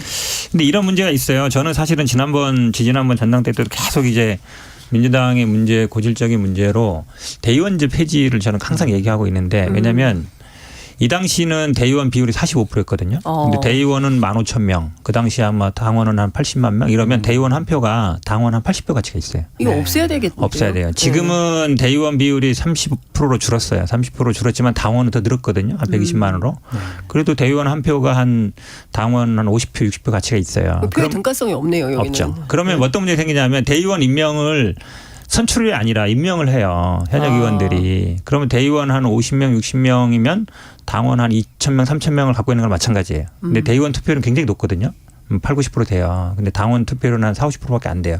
그럼 결국은 현역 의원들을 얼마나 포섭하느냐가 전당대회를 그걸 많이 좌우해요. 그러니까 저는 항상 우리 당에서의 이 문제를 대의원제 폐지가 핵심이다라고 얘기하는데 잘 안 되는데 어쨌든 그런 이게 뭘 조사를 해봐야 되겠습니다만 그런 폐단인 것 같고 여러 가지 폐단이 있어요. 이런 것뿐만 아니라 뭐 컷오프를 중앙에서 결정한다든지 아까 장 소장님 말씀처럼 뭐 비례대표 선출을 중앙에서 한다든지 여러 가지 문제가 있는데 또 민주당의 또 고질적인 문제가 이게 있습니다. 대선 후보 뽑을 때 선거인단 모집해서 해요. 지금도 여론조사 나오고 그것도 엄청나게 큰 팽패가 생기거든요. 다 돈 들어가는 그런 거 일이에요. 왜 싹 다 못 없애요? 이게 기득권이에요. 제가 보기에는. 그러니까 현재 당내에 기득권을 갖고 있는 어떤 개파나 이런 사람들이 조직 갖고 있잖아요. 유지하고 있는데 그걸 놓치기 싫은 거예요. 왜냐하면 그 구조에서 올라가서 당선되고 그 개파 수장이 된 사람들이잖아요. 그러니까 대의원제 폐지나 중앙위 컷오프 폐지나 선거인단 폐지는 내가 항상 얘기하는데 어쨌든 잘 안 되는 것 같고. 어떤 측면에서 국민의힘보다 민주당이 후진적인 거 아닙니까? 민주당이 많은 측면에서 덜 민주적이다. 많은 측면에서. 지난번에 사실은 5대 여론조사 없애버리고 당원 100% 했을 때 막 욕했잖아요. 네. 근데 그거보다도 더 후진적이에요. 민주당이. 네, 전당대회 구조가. 왜냐하면 컷오프를 중앙에서 하는데 물론 당대표는 30% 여론조사 반영 넣었는데 최고위원은 그냥 중앙에서 해요.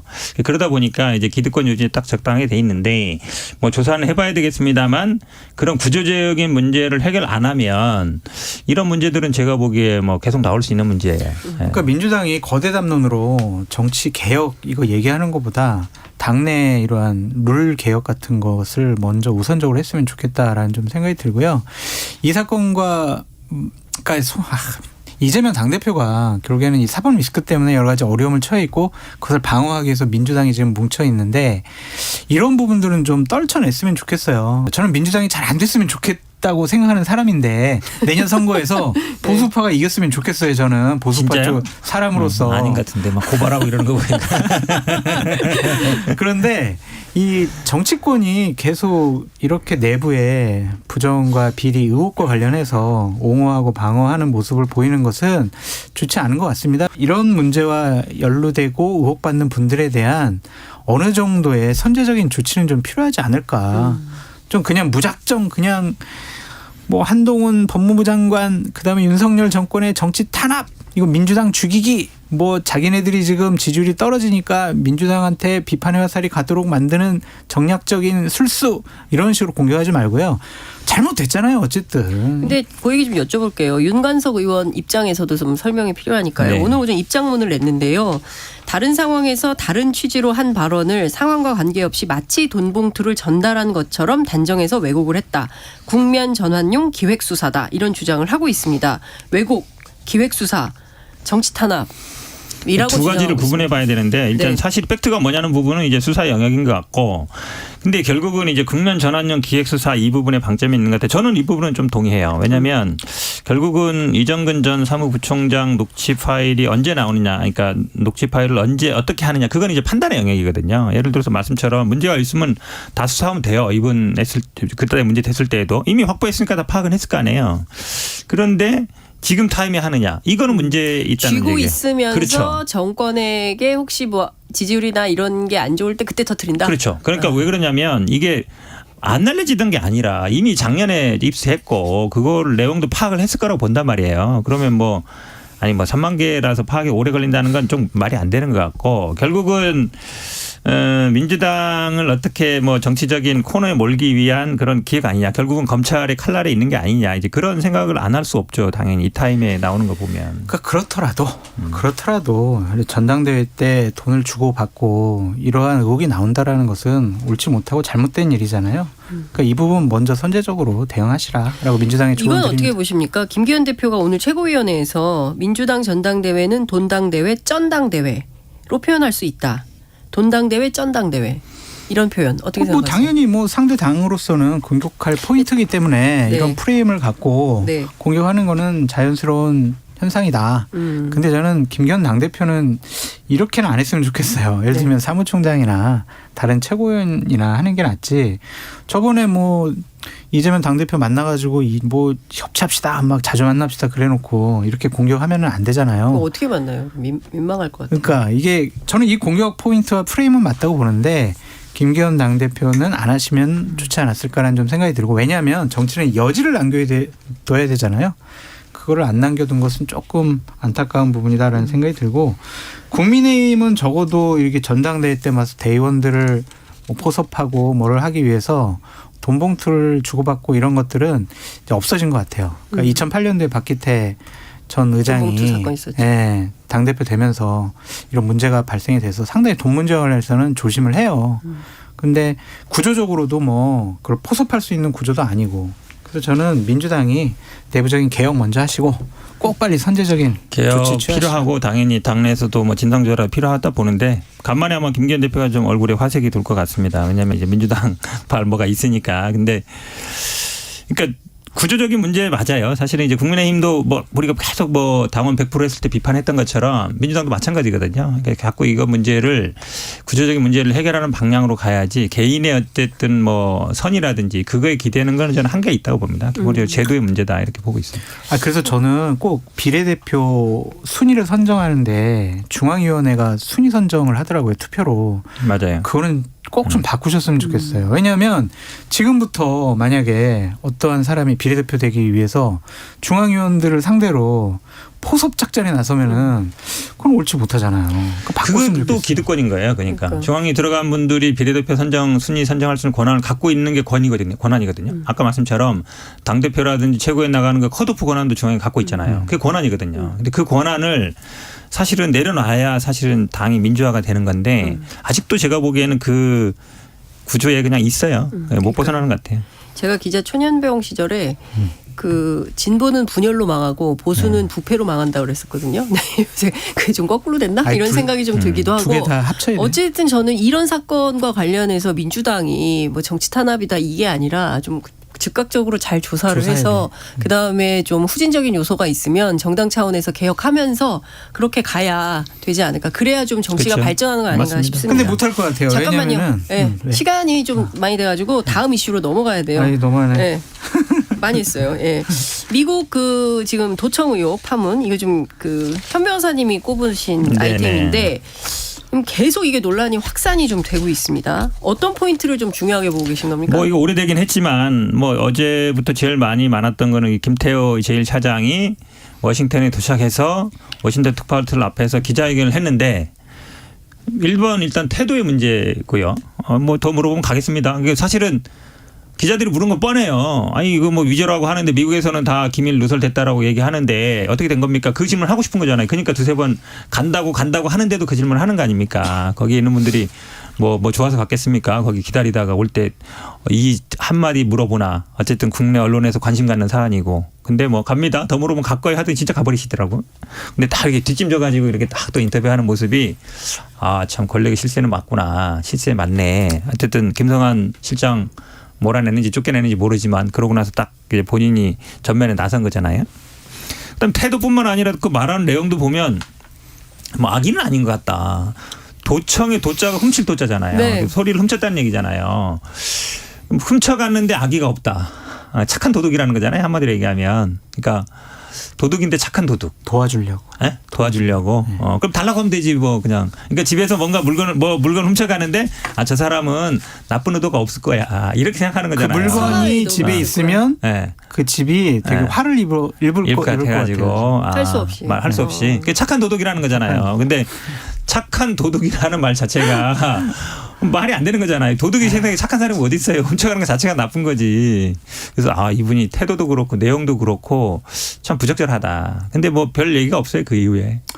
김태우 제1차장의 해명과 태도는 대통령에게 누가 된다라고 말씀드릴 수밖에 없고 대단히 부적절한 말과 행동을 한 것은 분명히 나중에라도 사과를 하든지 대통령께서 문책을 하셔야 되지 않을까라는 생각이 듭니다. 저도 국민의 한 사람으로서 그 화면을 보고 상당히 모욕감을 느꼈고 무시당한다는 듯한 생각이 들어서 참 비참했습니다. 기자들이 물어볼 수 있잖아요. 아니 기자는 묻는 게 질문인 사람, 아니 직업인 사람이에요. 네. 그리고 권력자가 갖고 있는 생각, 그 비유 맞추면서 물어봐야 되는 건 기자의 뭐 본성은 아니잖아요. 기자의 역할이 그런 것도 아니고. 때로는 싸우기도 하고 그러죠. 당국자들하고. 그렇죠. 그러니까 그런 모습 보이는 것은 대단히 오만하고 교만한 모습 보여서 정말 잘못된 행동을 했다라고 말씀을 드리고 이게 저는 국민의힘과 대통령실과 여권에 퍼져 있는 기본적인 생각인 것 같아요. 어쨌든 우리는 도청 안 당했어. 도청 뭐 당했더라도 이건 조작 왜곡된 거야. 그래서 우리는 미국에 문제 삼지 않을 거야. 이런 태도가 과연 맞는 것이냐. 주권 국가로서. 주권이라는 거요. 대통령실 직원 하나가 대통령이 주권을 행사 안 하거나 주권을 포기할 수 있는 건 아니잖아요. 국민의 권한인데.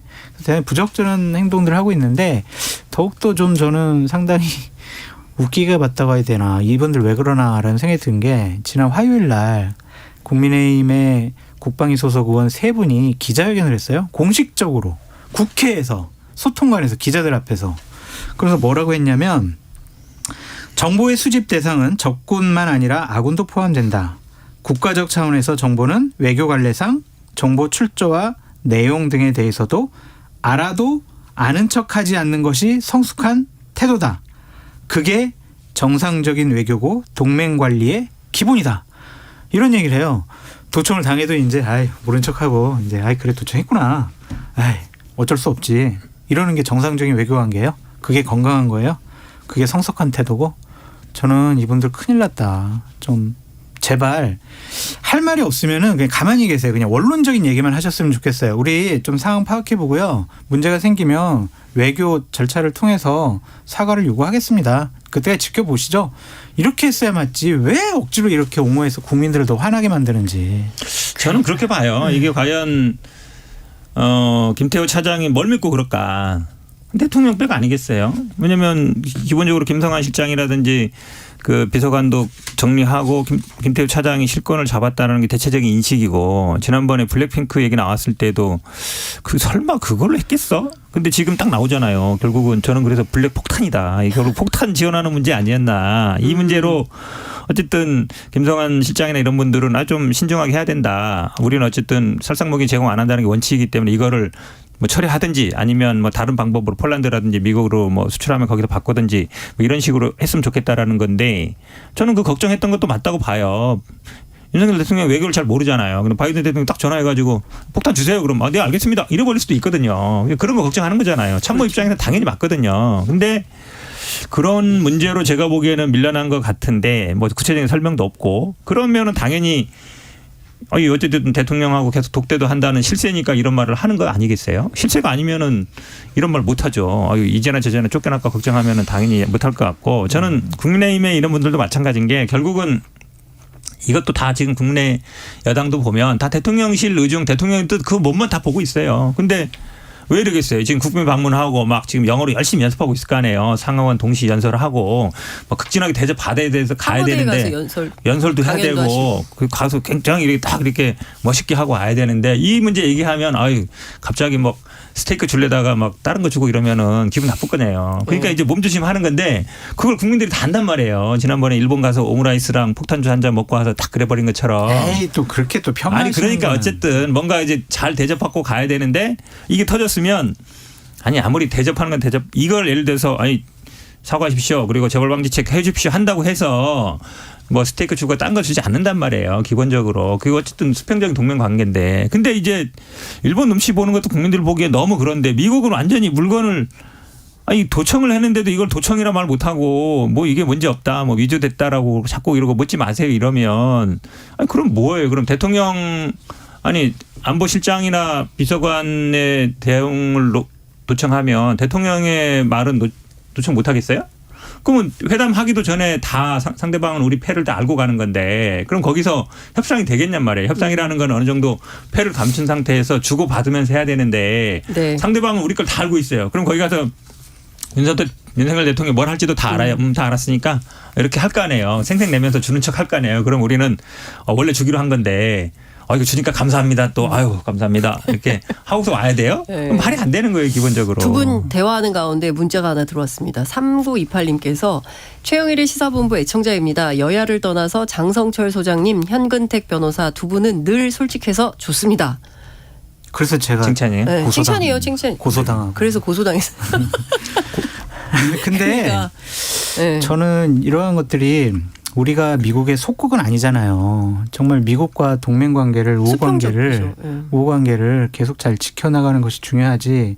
미국의 입장을 계속 따라야 하는, 미국이 잘못된 일을 하더라도 그대로 인정하고 받아들이는 그런 속국은 아니다라는 좀 생각이 듭니다. 미국이 원하고 또한 미국이 그냥 뭐 불법적인 일을 하더라도 다 받아들이는 것이 한미 우호 관계, 신뢰 관계, 동맹 관계를 더 발전시키는 지름길이라고 만약 이 정부의 당국자들이 생각을 한다면 네. 이분들은 국가 공무원으로서 자격이 없다라는 좀 생각이 들고, 더 우려스러운 거는 우리의 이런 안보실장과 외교비서관의 대화가 외국 정상들이 입에 올리면서 막 이용하려고 하는 것. 그러니까 폴란드 총리가 이제 뉴욕타임즈랑 인터뷰를 하면서 얘기를 하잖아요. 한국이 우크라이나에게 포탄을 지원하는 거 미국 대통령 바이든이 나서라. 왜냐? 지금 한국은 러시아와 중국의 반발을 상당히 우려하고 있다. 그러니까 한국의 바이든이 안보 보장을 해서 한국이 제대로 좀 지원하게. 무기를 지원하도록 설득을 해라. 이런 식으로 막 자기네 나라에 유리하게 얘기를 하고 다니잖아요. 이게 뭐예요, 이게? 정말 이게 너무 사실은 한심해요. 심각한 거죠. 곤란한 상황이 러시아는 또 가만히 있겠어요? 지금 자기들이 지금 폭탄을 수십만 발 준다는데 사실은 물밑에서 몰래 뭐 이렇게 했으면 그래도 반발할 판인데 경고했었잖아요. 지난번에도 살상무기 하지 말아라고. 그럼 뭐 러시아가 있으면 중국은 또 가만히 있겠어요? 그러니까요. 중국이랑 러시아는 또 친하잖아요. 그러면 생각해 보세요. 지금 계속 중국하고 적전하는데 4대 강국하고 다 어찌 보면 관계가 안 좋아지는 거예요. 사실은 한반도의 위치, 지정학적 위치가 뭐 어찌 보면 약간 중간 지대에서 줄타기를 하면서 그럴 수밖에 없는 운명이잖아요. 그러니까 지정학적으로. 반도의 운명이 우리의 그렇죠. 지정학적인 위치가 다자 외교를 안 하면 살 수가 없는 그러니까 지금 구조예요. 윤석열 대통령처럼 한미일 동맹 강화하면 돼. 우리가 먹고 사는데 지장 없고 안보 유지돼. 절대 아니란 말이죠. 그렇죠. 왜냐하면 러시아라고 만약에 중국을 확실히 등져가지고 러시아가 그럼 우크라이나 폭탄 줬어? 니들도 한번 당해봐. 그래서 북한에다가 뭘 지원한다든지 아니면 그 동해나 이런 데서 막 군사훈련 해봐요. 그럼 어떻게 하겠어요? 맨날 미국 보고 항공모함 보내주세요. 비행기 보내주세요. 맨날 할 거예요? 북한 하나 상대하기도 힘든데 러시아, 중국까지 상대한다는 게 말이 안 되잖아요.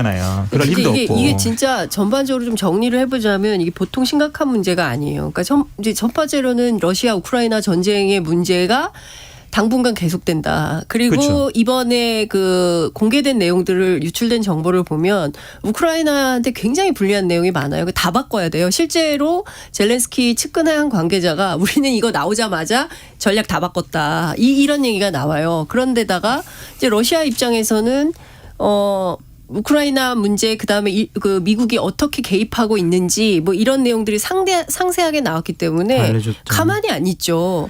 그러니까 이거를요. 그래서 유출하는 아니 제가 포장한다 그러면 예를 들어서 사람들이다. 아니 그러니까 머리를 잘 쓰면 이런 식이면 돼요. 네. 이것도 물론 뭐 제 뇌피셜입니다만 미군은 항상 우리나라에 탄약을 보관하거든요. 전쟁 준비용으로. 그럼 예를 들어 우리나라 탄약을 뭐 미군이 주고 미군이 보관하다가 미군한테 양도해서 미군이 주는 식으로 하다든지 이런 여러 가지 방법이 있어요. 지금 말처럼 뭐 미군이 빌려줘서 그럼 미군이 갖고 있는 걸 우크라이나에 준다든지 요게 타입 아니었던 것 같은데 그러니까 그 방법을 생각해서 그게 어쨌든 하면 되는데 근데 이게 이제 만천하에 다 드러나 버렸으니까 누가 봐도 러시아 입장에서는 한국에 주니까 그게 결국 우크라이나가 쓰는구나라고 될 거 아니에요. 아니 근데 그래서. 그거는 제 현 변호사는 이제 안보 전문가들 얘기를 들어보면 그거는 안 돼요. 불법이에요. 만약에 우리가 미국에게 수출했으면 미국에서 써야지. 그렇죠. 미국 건너 우크라이나로 간다거나 뭐 어디 딴 나라로 그건 간다거나 맞아요. 이거 왜 그러냐면 불법이에요. 안 우리는 돼요. 미군한테 주면 미군이 갖고 있던 비축 탄환을 준다는 거예요. 그걸 그대로 준다는 게 아니고. 그렇죠. 그래서 네. 그 김준영 교수 같은 사람은 코리아 거가 아니라는 거에서 코리아를 지우고 줬다. 그런 국방 당국의 주장도 있다라고 얘기를 하고 있습니다. 그러니까 지금 심각한 거예요, 이게. 이런 내용들이 어쨌든 유출되고 알려진 게 대단히 잘못됐다. 그것이 문제다. 또한 그것 또한 조작되고 왜곡됐다라는 게 지금 대통령실과 여권의 입장이잖아요. 나는 이거를 되게 선하게 해석을 해서 네. 이런 외교적인 중요한 문제는 물밑 협상을 해야 된다고 계속 강조하잖아요. 그래서 물밑 협상보다 더 은밀하게 하기 위해서 도청 당하면서 이렇게 대화를 나눴나? 막 그런 생각도 들더라고. 그렇게 옹호를 해야 되나? 말이 돼 그게? 그렇게 옹호를 해야 되나? 아니 근데 그걸 얘기한다고 우리 민주당 대통령실에서 야당을 향해서 뭐 자해행위다 이렇게 나는 논평 내는 걸 잘 못 봤는데. 네. 그래도 민주당 그래도 이게 국익 앞에서 너무 이렇게 한미 정상회담을 폄하하기 위해서 당하는 건 마세요. 당연히 잘못했으니까 나중에 사과하고 재발 방지하십시오라고 얘기하는 게 뭐가 국익을 해치는 거예요. 국익에 도움이 되는 일이지. 도움이 되는 거죠. 그래서 저는 네. 저 국민의힘 의원들도 자꾸 이거 문제 더 이상 확산되는 것을 방지하는 것이 우리의 국회의원의 목표 이렇게 하지 말고요. 어쨌든 잘못된 일이 벌어졌잖아요. 좋아요. 최소한 의혹이에요. 의혹. 네. 의혹 규명해야 될 거 아니에요. 네. 국회의원들이 가만히 있으면 안 되잖아요. 관련 상임위 열어가지고 문제점 따지고 대책 마련하고 그게 국회의원이 할 일이란 말이에요. 근데 어제 정보위도 뭐 온다 그랬다가 뭐 안 온다 그러고 뭐 그렇게. 아니 그러니까 국민의힘에 소속된 의원들이 자신들의 역할이 우리가 집권 여당이니까 대통령실과 대통령을 보호해야지. 여기에 초점이 맞춰져서는 안 되고 국민이 원하고 국민이 의심스러워하고 국민이 궁금해하는 부분 그리고 국민이 걱정하는 부분을 해결해 주는 것이 국회의원이 할 일이다라고 다시 한번 말씀드립니다. 야당 때려잡는 건 검찰이 할 테니까 우리는 그냥 대통령만 지키면 된다 이 생각하는 거 아니에요? 모르겠어요. 아직 안 끝났어요. 왜 다 챙기고 그러세요? 41분에 가라 그러던데. 아니 그럼 아까 이정근 부총장 얘기를 더 했었어야 되는데. 아니 근데 시간이 지금 제가 대본을 잘 한 거예요. 네. 그 마지막으로 두 분께 시간이 그렇게 많지는 않아요. 각각 1분씩 드릴 수 있을 것 같은데요. 한미 정상회담 얼마 안 남았습니다, 진짜.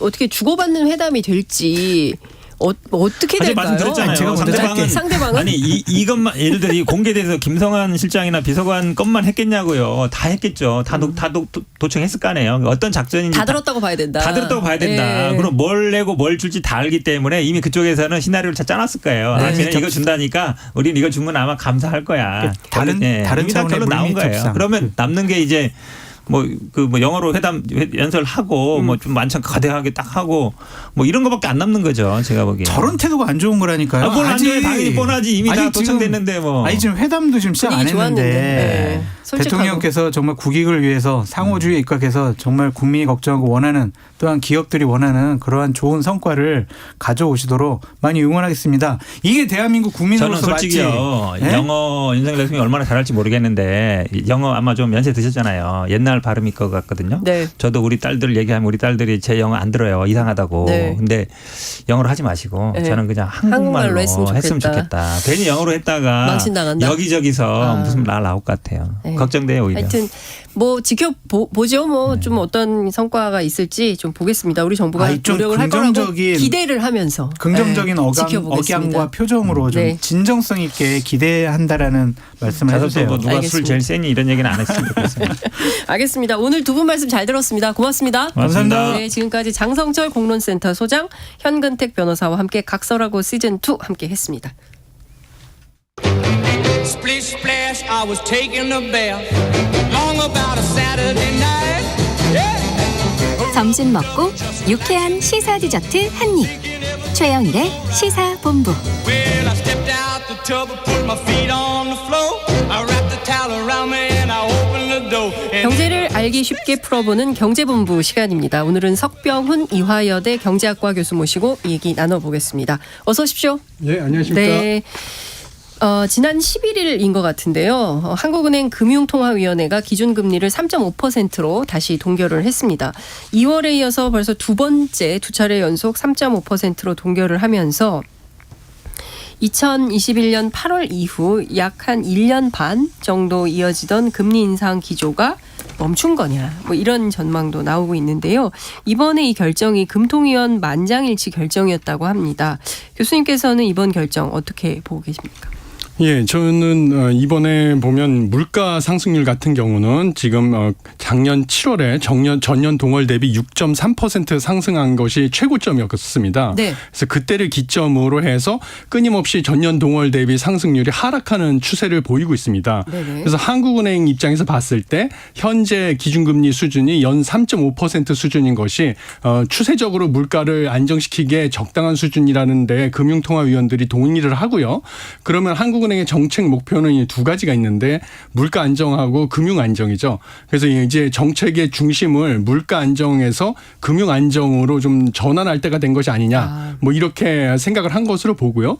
무엇보다 금융 안정 측면에서는 뭔가 불안정성을 확대되고 있다는 그 우려가 커지고 있는 조짐이 보이고 있습니다. 그렇죠. 뭐 일례로 최근에 국내 은행권에서의 원화 대출 연체율이 뭐 기업 대출과 가계 대출 모두 점점 증가를 하고 있는 추세고요. 그리고 가장 좀 우려가 커지고 있는 부분은 무엇보다도 부동산 시장 경착륙 우려 때문에 부동산 시장 프로젝트 파이낸스 대출의 연체율이 증가하고 있다는 점입니다. 그래서 최근에 발표된 자료에 따르면 2021년 말 대비 작년 말에 부동산 프로젝트 파이낸스 대출 잔액 같은 경우는 2021년 말에는 113조였는데요. 이 작년 말에는 130조로 17조 원이나 증가를 했고요.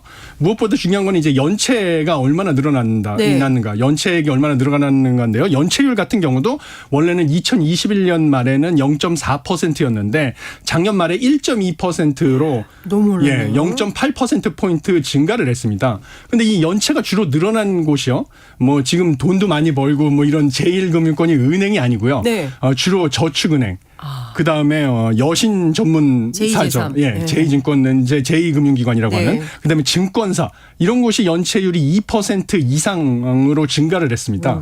그러니까 이런 부분에서 금융 안정을 위해할 수 있는 금융 불안정에 대한 우려가 커지고 있다는 것에 금통위원들이 동의를 해서 동결을 하기에 이르렀다. 이렇게 생각을 하고 있습니다. 그러니까 당장 물가가 좀 오르더라도 이 금융 불안이 확산돼서 문제가 더 커지면 이거 그렇죠. 막을 수가 없다. 이런 판단을 금통위원들이 한 거다. 이렇게 분석을 해 주셨습니다. 아, 그렇군요.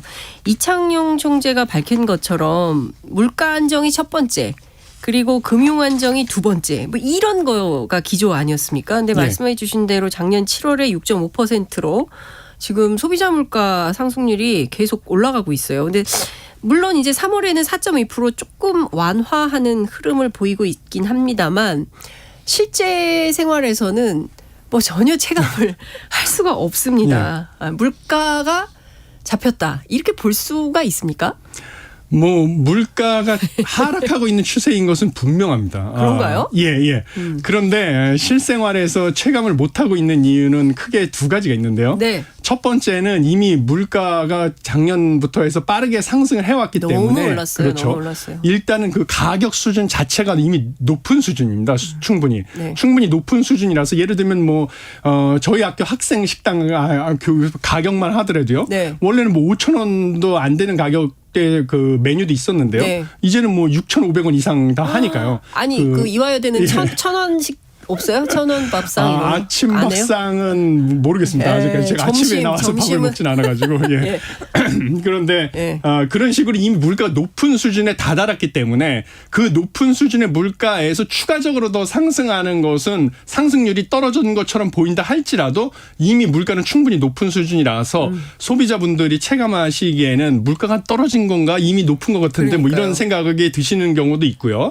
그다음에 또 다른 것은 뭐냐면 생활 물가 지수라는 지표가 있는데요. 통계청에서 발표하는 거. 이거는 무엇이냐면 구입 빈도와 지출 비중이 높은 품목들을 따로 추려가지고 보는 건데요. 그래서 체감 물가를 나타내는 건데 이것은 3월 달에 전년 동월 대비 상승률이 4.4%로 여전히 뭐 헤드라인 소비자 물가 지수 상승률보다도 높은 수준일 뿐만 아니라 이 중에서 우리가 먹고 사는 거에 가장 관련이 높은 식품 가격 같은 경우는 전년 동월 대비 상승률이 무려 6.8%입니다. 아니 그러니까 냉면 한 그릇이 그렇죠.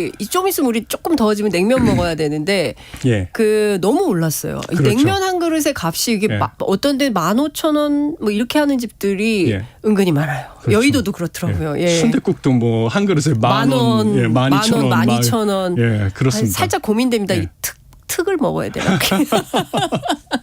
그러니까 너무 올라서 진짜 이게 심각한데요. 근데 사실은 이런 생각도 좀 듭니다. 금리 인하. 좀 기대해 볼 수 있을까. 근데 이창용 총재가 그거는 과도한 기대다. 이렇게 딱 선을 그었어요. 최종 금리가 한 3.75 여기까지 갈 수도 있다. 이런 가능성도 나오고 있는데요. 금리 인하 이거 좀 어떻게 기대를 해봐도 될까요? 저는 제가 보기에는 뭐 빠르면 4분기 중에는 한 0.25%포인트까지 인하할 여지는 있다. 라고 보고는 있습니다. 네.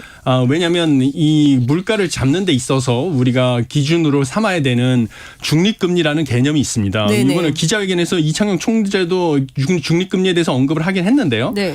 이 중립금리라는 게 개념상으로는 한국에 존재하는 뭐 노동, 뭐 자본 같은 모든 생산에 필요한 요소를 다 투입을 해서 네. 인플레이션이나 디플레이션, 물가 상승이나 물가 하락을 유발하지 않고 달성할 수 있는 성장률을 나타내는 개념인데요.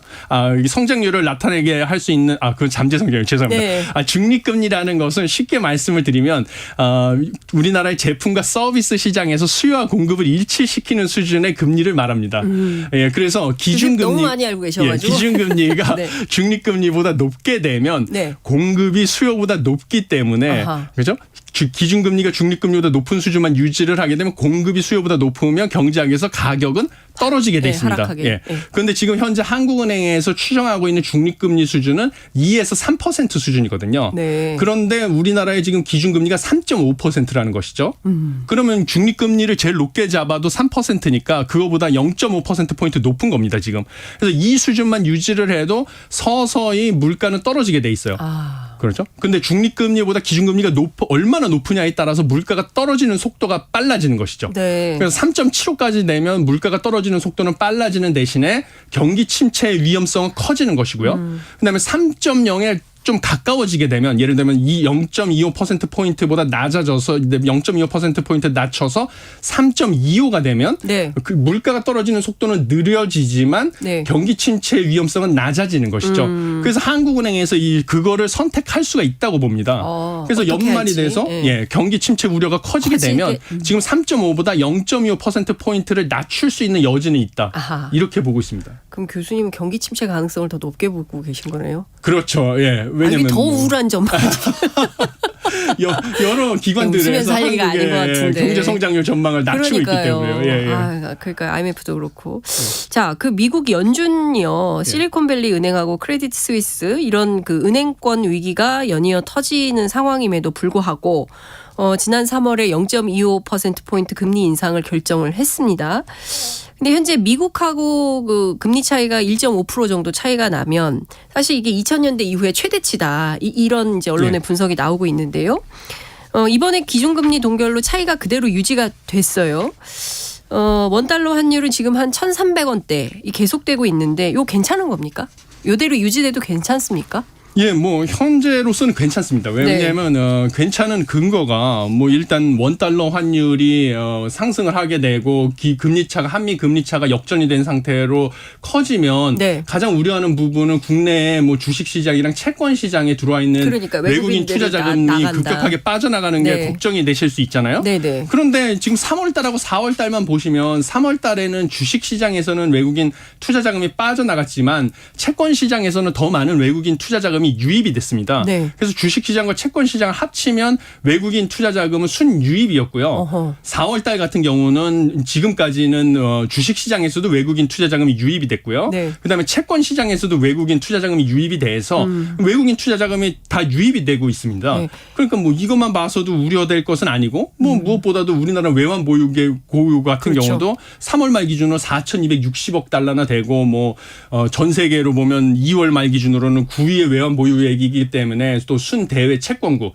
채권이 채무보다 많은 나라죠. 이런 나라에서 뭐 환율이 지금 1,400원대라고 해가지고 외환위기가 오고 외국인 투자자 자금이 급격하게 빠져나간다든지 이런 우려를 할 상황은 아닙니다. 그러니까 나름 그 국제사회에서 볼 때 한국이 안전한 나라고 이게 부자 나라인 거예요. 그죠? 그러니까 뭐 안심하고 투자하는 이런 흐름은 계속된다.